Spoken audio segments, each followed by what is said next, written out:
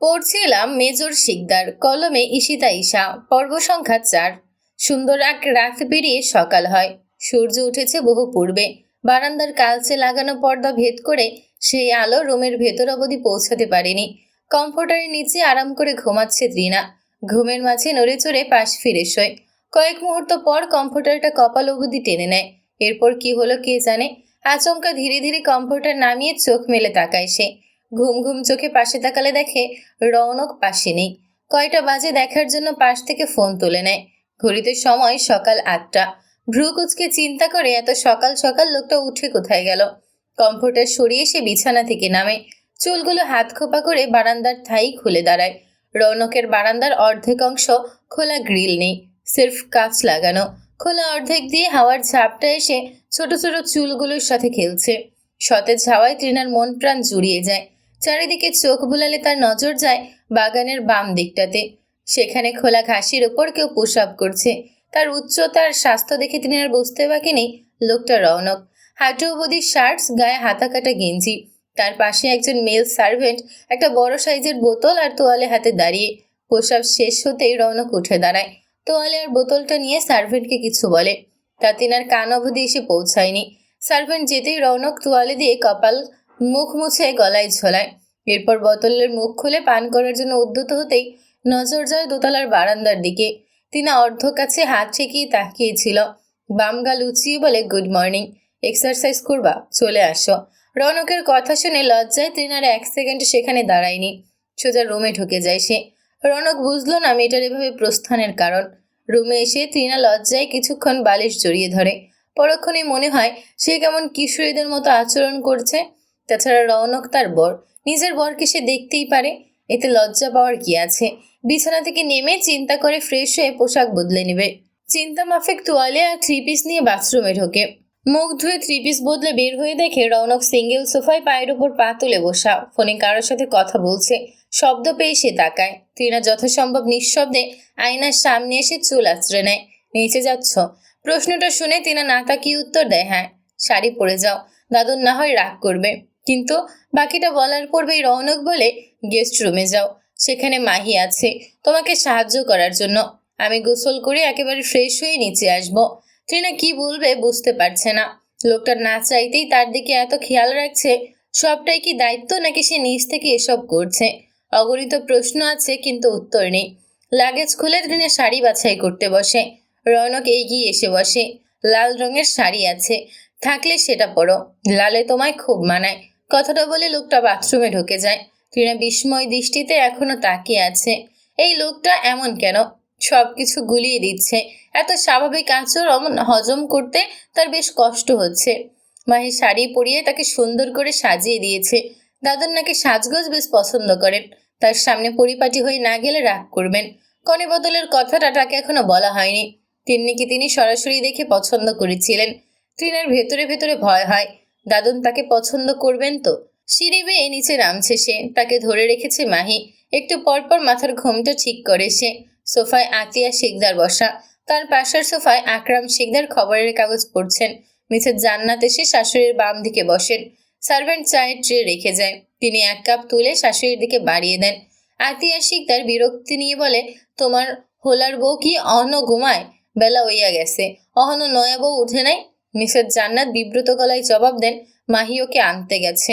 আতিয়া শিকদার চায়ের কাপে চুমুক দিয়ে বিরক্ত হন। কাজের মেয়েটা আবারও চায়ে কম চিনি দিয়েছে, অথচ চায়ে মিষ্টি না হলে তিনি একদমই খেতে পারেন না। দুজনকে দেখে মিসেস জান্নাত বলে ওঠেন, ওই তো ওরা চলে এসেছে। মাহি তৃণার কানে কানে কিছু বলে ইশারা করে আতিয়ার সামনে যেতে। মাথা নিচু করে তৃণা তার সামনে যায়। এরপর কোনো মতে একটু হাঁটু ভেঙে আতিয়ার পায়ে হাত দেয়। মাহি বলে দিয়েছে এভাবে দাদুনের পায়ে হাত দিয়ে সালাম না করলে তিনি অখুশি হবেন। অথচ তৃণা এসব অপছন্দ করে। শুধুমাত্র মাহির কথায় কোনো মতে পায়ে হাত ছুঁয়ে উঠে দাঁড়ায়। আতিয়া শিকদার চরম অসন্তোষ হন। ধমকের স্বরে বলে, এই কি, তুমি মুরব্বীদের সালামও কইতে পারো না? তোরে দিয়ে কিছুই শিখায় নাই। তৃণা পায়ে আবার হাত দিতে নিলে তিনি উঠে বলেন, থাক, আর কইতে হইব না, অহন যা, তোর শ্বশুর শাশুড়িকেও সালাম কর।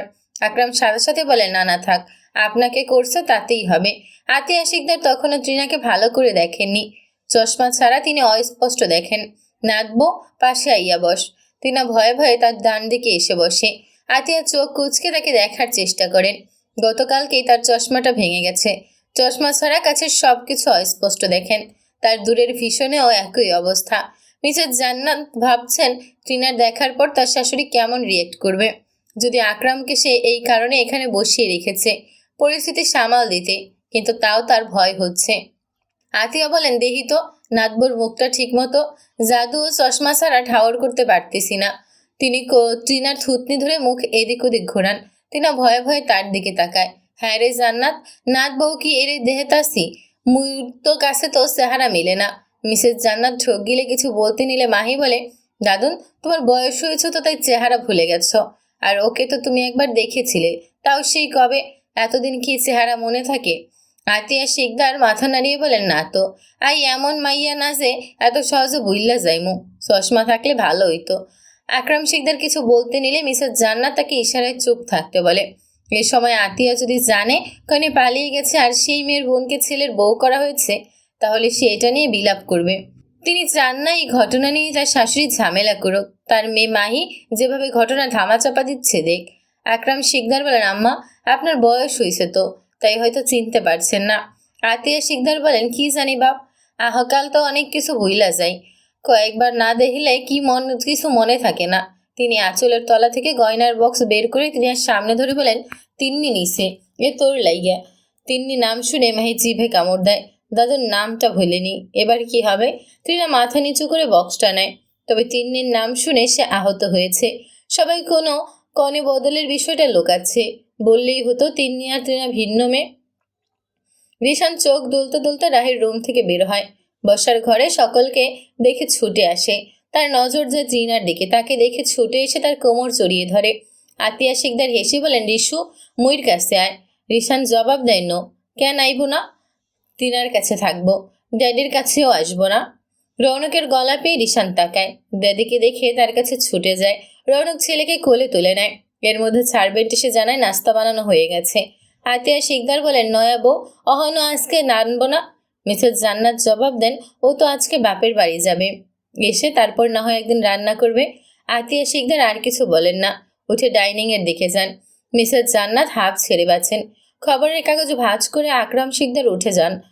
মিসেস জান্নাত মাহিকে বলে, ত্রিনাকে নিয়ে ডাইনিংয়ে যাও, আমরা আসছি। কথা মতো মাহি ত্রিনাকে নিয়ে চলে যায়। মিসেস জান্নাত রৌনকের দিকে তাকিয়ে বলেন, ত্রিনাকে নিয়ে দুদিন তোমার শ্বশুর বাড়িতে থেকে আসো। এর মাঝে তোমার দাদুনও বেড়াতে যাবে। কেন মম, এনিথিং রং? ছেলের প্রশ্নে মিসেস জান্নাত চুপ থাকেন। রৌনক সবটা জানলে রাগ করবে, তাই তিনি ঘটনা এড়িয়ে যেতে বলেন, কিছু না, ত্রিনাকে ওর বাবার বাড়ি থেকে ঘুরিয়ে আনো। তিনি উঠে চলে যান। রৌনকের কিছু একটা খটকা লাগে, তারপরও সে চুপ থাকে। চলে যায় নাস্তা খেতে। সকালের নাস্তা খাওয়ার পর রৌনক নতুন বউ আর ছেলেকে নিয়ে শ্বশুর বাড়ির উদ্দেশ্যে রওনা দেয়। গাড়ির ড্রাইভ সেই করছে। টিনা পাশের সিটে বসা। রিশান পেছনের সিটে বসে ফোনে গেম খেলছে। রাস্তায় জ্যাম থাকাতে পৌঁছতে বেশ সময় লাগে। সকাল গড়িয়ে বেলা হয়। বাসার নিচে গাড়ি থামতেই টিনা তার বাবাকে কল লাগায়। রৌনক বিষয়টা খেয়াল করতেই বলে, কাকে কল দিচ্ছ? বাবাকে। কেন? বাবা বলেছিল বাসার নিচে এসে কল দিতে। রৌনক কিছু বলার পূর্বেই তৈয়বুদ্দিন আর তমাল এসে হাজির হয়। এবার সে বুঝতে পারে ঘটনা। গাড়ি থেকে একে একে তারা নামে। রিশান ত্রিনার হাত ধরে দাঁড়ায়। তৈয়ব তাদেরকে ভেতরে যেতে বলে। রৌনক তাকে সালাম দেয়। এরপর শ্বশুর বাড়ির জন্য আনা বাজার মিষ্টি গাড়ির ডিকি থেকে বের করে। তৈয়ব এত কিছু দেখে বেশ রাগ করেন। এসবের কি দরকার ছিল বাবা? তোমরা এসেছো তাতেই আমরা খুশি। রৌনক সৌজন্য হাসে। এই প্রথমবার সে নিজ হাতে বাজার করেছে। অনভিজ্ঞ হওয়াতে বুঝতে পারছে না সব ঠিকঠাক এনেছে কিনা। এভাবে বলে আমায় লজ্জা দিবেন না প্লিজ। আমার ইচ্ছে হয়েছে তাই সামান্য এসব এনেছি। তৈয়ব আর কিছু বলার মতো খুঁজে পাননি। রৌনক নিজে নিজে ব্যাগ দুটো তুলতেই সে সাহায্য করতে চায়, কিন্তু ছেলেটা সাহায্য নাকচ করে দেয়। একাই ব্যাগ দুটো নিয়ে উঠবে বলে মনে স্থির করে। তৈয়ব তমাল দুজনেই বেশ বিব্রতকর পরিস্থিতিতে পড়ে। টিনা ফ্ল্যাটে ঢুকতেই রান্নার সুবাস পায়। সে রিশানকে নিয়ে এগিয়ে যায়। মা, চাচি আর নানি রান্নাঘরে রান্না করছে। রিশানের হাত ছেড়ে পেছন থেকে গিয়ে মাকে জড়িয়ে ধরে। আচমকা কারো স্পর্শ পেয়ে শবনম বেগম খানিকটা হকচকিয়ে যায়। পরক্ষণে বুঝতে পারে তার মেয়ে ত্রিনা। তার দু চোখ ভিজে ওঠে। কেমন আছো মা? তিনি ঘুরে মেয়ের মাথায় হাত বুলিয়ে বলেন, আমরা তো ঠিক আছি। তুই ঠিক আছিস কিনা বল আগে। হ্যাঁ, আমি ভালো আছি, চিন্তা করো না। ওই বাড়ির লোক সবাই খুব ভালো। টিনার চাচি মাঝখানে বলে ওঠে, নতুন নতুন সবাই ভালো থাকে রে মা, আসল চেহারা তো পরে বের হয়। তার উপরে এক বাচ্চার বাপ, হ্যাঁ কি নিজের প্রথম বরে ভুলতে পারছে নাকি? ইন্দিরা থামো তো, আজে বাজে কথা বইল না একদম। মুখ কালো করে তিনি তরকারি নাড়তে থাকেন। টিনার দাদি বলেন, নাচ জামাইয়ের লাইগা শরবত বানাইস না? তিনারে দিয়ে আহক। শবনম বেগম মেয়েকে ছেড়ে ফ্রিজ খুলে এক জগ শরবত মিষ্টি বের করেন। সেগুলো ট্রেতে সাজিয়ে ত্রিনার হাতে তুলে দেন। ট্রে হাতে নিয়ে তিনা ধীর পায়ে বসার ঘরের দিকে এগোয়। রিশান তাকে ফেলেই ছুটে আগে চলে গেছে। তিনা এগোচ্ছে, তার বুকের ভেতরটা অদ্ভুতভাবে কাঁপছে। নিজের ঘর, নিজের মানুষ, তবু আজ সবকিছু নতুন লাগছে। বসার ঘরে ঢুকতেই দেখেন রৌনক আর তৈয়ব উদ্বিগ্ন মুখোমুখি বসে আছেন। তমাল পাশে দাঁড়িয়ে। রৌনক কথা কম বলছে, বেশি শুনছে। চোখে মুখে এক ধরনের গভীর মনোযোগ। তৈয়বুদ্দিন নানান বিষয়ে কথা বলছেন, রৌনক শুনছে আর মাঝে মাঝে জবাব দিচ্ছে। রিশান ড্যাডির পাশে বসে পা নাড়িয়ে চারপাশটা কৌতূহলী চোখে দেখছে। গতকালকে এত মানুষ ছিল, অথচ আজ মানুষ না থাকায় তার নজর ফ্ল্যাটের আনাচে কানাচে ঘুরছে। রিশান ড্যাডির পাশে বসে পা নাড়িয়ে চারপাশটা কৌতূহলী চোখে দেখছে। গতকালকে এত মানুষ ছিল, অথচ আজ মানুষ না থাকায় তার নজর ফ্ল্যাটের আনাচে কানাচে ঘুরছে। ত্রিনা ট্রেটা টেবিলে নামিয়ে প্রথমে বাবার দিকে শরবতের গ্লাস বাড়িয়ে দেয়। তৈয়বুদ্দিন বলেন, আগে জামাইকে দাও। ত্রিনা রৌনকের দিকে গ্লাস ধরলে সে বলে, আগে শ্বশুর আব্বাকে দাও। আপনি নেন, আমি নিচ্ছি। মীর জামাইয়ের কথায় তিনি ফেলেন না, তিনার হাত থেকে গ্লাসটা নেন। রৌনক তমালকে ডেকে পাশে বসতে বলে। সে বেশ লজ্জা পাচ্ছিল। ভাইকে লজ্জা পেতে দেখে ত্রিনা বেশ অবাক হয়। তার এই বজ্জার দুরন্ত ভাইটাও লজ্জা পাচ্ছে। রৌনক তার দিকে শরবতের গ্লাস এগিয়ে দিলে সে নেয় না। শেষে তৈয়বুদ্দিন তাকে নিতে বললে নেয়। শরবতের একটা গ্লাস তুলে রৌনক তাতে চুমুক দেয়। রান্নাঘর থেকে শবনম বেগম এবং তার মা বেরিয়ে আসে। ওড়না তুলে মাথায় দিয়ে নেয় শবনম। কেমন আছো বাবা? শাশুড়ির গলা পেয়ে রৌনক উঠে আসে সালাম করতে। শবনম বেগম কোনো মতো তাকে থামায়। সালাম দিয়ে রৌনক জবাব দেয়, আলহামদুলিল্লাহ ভালো আছি। আপনারা ভালো আছেন? হ্যাঁ, আমরা তো ভালোই। তুমি গিয়ে বসো। নানু, আপনি ভালো তো? ত্রিনার নানি হেসে জবাব দেয়, হাও ভালো। আপনিও বসুন। না, তুমি গিয়া বসো। নানির কথা মতো রৌনক এসে সোফায় বসে। টিনা নিজের মায়ের দিকে তাকিয়ে ছোট করে হাসে। সেই হাসির ভেতরে কতটা স্বস্তি তা তার মা বুঝতে পারেন। শবনম বেগম বেশ অবাক হয়েছেন মেয়ের জামাইয়ের আচরণে। তার বড় মেয়ে তো ঝামেলা বাঁধিয়ে চলে গেল, অথচ ছেলেটা তো সহজে সবটা মেনে নিয়ে তাদের সাথে কি সুন্দর ব্যবহার করছে। লোকটা দেখতে যেমন, আচরণেও তেমন। রিশান হঠাৎ সোফা থেকে নেমে ত্রিনার পাশে এসে দাঁড়ায়। ত্রিনা, এই বাড়িটা তোমার বাড়ি? টিনা মাথা নেড়ে বলে, হ্যাঁ, আমার বাড়ি। রিশান মুহূর্ত দেরি না করে বলে, তাহলে আমিও এখানকার মানুষ? এই কথায় তৈয়বুদ্দিন হেসে ফেলেন। হ্যাঁ, তুমিও এই বাড়ির মানুষ। এদিকে আমার কাছে আসো। রিশান তৈয়বুদ্দিনের দিকে তাকায়। টিনা বলে, যাও। ছোট ছোট পায়ে সে তৈয়বুদ্দিনের কাছে এগিয়ে যায়। সে রিশানকে কোলে তুলে নেয়। রৌনকের চোখে এক ঝলক স্বস্তি ভেসে ওঠে। নিজের বাড়ির লোক ব্যতীত ছেলেটা এভাবে কখনো কারোর সাথে মিশতে দেখেনি সে। নতুন জামাইয়ের জন্য বেশ তোড়জোড় করে রান্না করা হচ্ছে। শবনম বেগম সকল রান্না নিজে হাতেই করছেন। দরজায় ঠেলে নাবিলা রুমে উকি দিয়ে দেখে টিনা একা বসে ডায়েরি খুলে কিছু একটা লিখছে। সে বিনা অনুমতিতে ভেতরে প্রবেশ করে। হঠাৎ চোখ তুলে নাবিলাকে দেখে টিনা অবাক হয়ে যায়। সাথে সাথে ডায়েরিটা পেছনে লুকায়। নাবিলা মন খারাপ করে বলে, দিলি তো সারপ্রাইজ নষ্ট করে। ধ্যাত, তুই কখন এলি? মাত্রই। সকালবেলা কল পেলাম তোরা আসবি, তাই দাওয়াত খেতে চলে এলাম। তানিয়াও এসেছে। ভালো করেছিস এসে। রান্নাঘরে যা, আমি ব্যস্ত আছি। কি করছিস রে? কি লুকিয়ে রেখেছিস একবার দেখা? ওহো, এটা আমার ব্যক্তিগত জিনিস, তুই এখান থেকে যা। তিনার বারণ শুনে নাবিলা ভেঙচি দিয়ে বেরিয়ে যায়। নাবিলা যেতেই তিনার স্বস্তি পায়। এর মাঝে সে ডায়েরিটা বিছানার উপর রেখে নামে দরজা আটকাতে। যেই দরজায় হাত দেয় অমনি রৌনক ভেতরে প্রবেশ করে। তিনা বেশ হকচকিয়ে যায়। প্রশ্ন করে, আপনি এই রুমে? কিছু লাগবে? রৌনক পাল্টা বলে, তুমিই তো ডাকলে, তাই তো উঠে এলাম। আমি আবার কখন ডাকলাম? আর আপনাকে কেনই বা ডাকবো? সেটা তো তুমিই ভালো জানো। নাবিলা বলল, তুমি ডাকছো তাই। এর মাঝে দরজা লাগানোর শব্দ হয়। টিনা ঘুরে দেখে নাবিলা দরজাটা বাহির থেকে বন্ধ করে দিয়েছে। সে ঘুরে দরজায় কয়েকবার আঘাত করে বলে, নাবিলা, দরজা খোল। বাহির থেকে মুখ চিপে হাসতে থাকে নাবিলা। তুই দরজা এভাবে আঘাত করলে খুলবো না। চুপচাপ থাক, একটু পরেই খুলে দেব। তমাল শব্দ পেয়ে এগিয়ে এলে নাবিলা তাকে ভাগিয়ে দেয়। সেখানে দাঁড়িয়ে 2-1 মিনিট ফোন স্ক্রল করে। তারপর ডাক পড়তেই সেখান থেকে সরে যায়। বিছানার উপর ডায়েরিটা রৌনকের চোখে পড়ে। অজান্তে সে তুলে নেয়। টিনা বেশ বিব্রত হয়। সে ঘাড় ঘুরিয়ে দেখে রৌনকের হাতে তার ডায়েরি। তার প্রাণ পাখি উড়ে যায় যায় অবস্থা, ওটা ধরবেন না। রৌনক কিছু বলার আগেই তৃণা দৌড়ে এগোয়। 2 কদম ফেলে এগোতেই পা পিছলে সোজা গিয়ে পড়ে রৌনকের গায়ের উপর। লোকটা অপ্রস্তুত থাকায় দুজনেই ধপাস করে বিছানায় আছড়ে পড়ে। দুজনেই বিছানায় পড়ার পর এক মুহূর্তের জন্য সময় যেন থমকে যায়। তৃণা দুহাত রৌনকের বুকের উপর চেপে ধরে। শ্বাসটা এলোমেলো হয়ে গেছে। রৌনকও নড়ছে না। হঠাৎ পাওয়া এই নিকটতায় সে নিজেকে অপ্রস্তুত। তৃণা তড়িঘড়ি করে সরে যেতে চায়, কিন্তু ততক্ষণে চোখে পড়ে যায় এই প্রথম এত কাছ থেকে রৌনককে দেখা। রৌনক নিচু স্বরে জিজ্ঞেস করে, তুমি ঠিক আছো? লোকটার কণ্ঠস্বরটা অদ্ভুতভাবে শান্ত। তৃণা কথা খুঁজে পায় না, শুধু মাথা নাড়ে। রৌনক ধীরে ধীরে উঠে বসে। সাথে সাথে তৃণাও বসতে সাহায্য করে। ইচ্ছাকৃতভাবে ছোঁয়া এড়িয়ে গেলেও অনিচ্ছুক আঙুলের হালকা স্পর্শ দুজনেই টের পায়। তৃণা চোখ নামিয়ে নেয়। বুকের ভেতর অকারণে ধকধক করছে। রৌনক ডায়েরিটার দিকে তাকায়, আবার তাকায় তৃণার দিকে। আমি কিছু দেখিনি, সে ধীরে বলে। তুমি চাইলে আমি কখনোই তোমার ব্যক্তিগত বিষয়ে হস্তক্ষেপ করব না।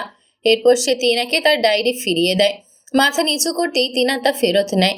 চোখ তুলতে পারে না। এক মুহূর্তের জন্য দুজনেই চুপ থাকে।